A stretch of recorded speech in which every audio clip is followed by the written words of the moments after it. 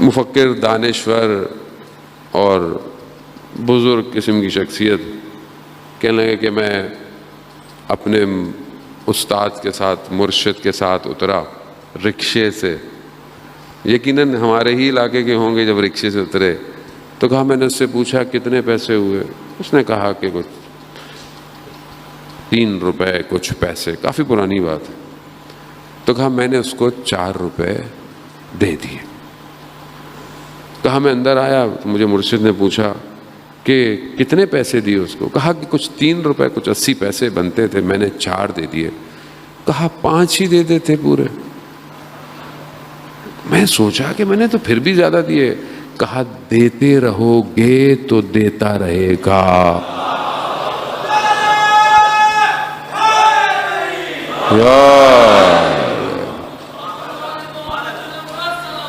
اللہم صلی علی محمد. اور ویسے بھی جو ہم دے رہے ہوتے ہیں کون سا اپنی جیب سے دے رہے ہیں، اسی کا دیا ہوا ہے. لیکن ہم ایسے ہو جاتے ہیں جیسے ہمارا ہے. ایسی ہے. خدا جو آپ کو دے رہا ہے اس میں بہت لوگوں کا حصہ ہوتا ہے. آپ کی فیملی، آپ کے دوست، آس پاس لوگ رہنے والے، سب کا حصہ ہے. کبھی تکبر نہ کیجیے گا کہ خدا نے مجھے دے دیا تو میں بس اپنے لیے نہیں. عزیزان محترم، ویسے بھی حدیث ہے حضرت محمد مصطفیٰ صلی اللہ علیہ وآلہ وسلم، اللہ صلی علیہ،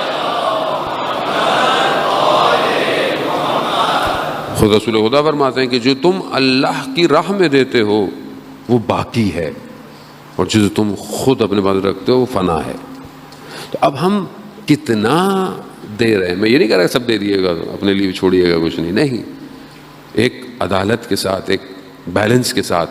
لیکن کتنا میرا مال جو کہ خدا نے مجھے دیا ہے ڈسٹریبیوٹ کرتا ہوں اسے، یہ بہت ضروری ہے. معاشرہ اسی سے تشکیل ہوتا ہے، سوسائٹی اسی سے بنتی ہے، پرابلم اسی سے سولو ہوتی ہیں.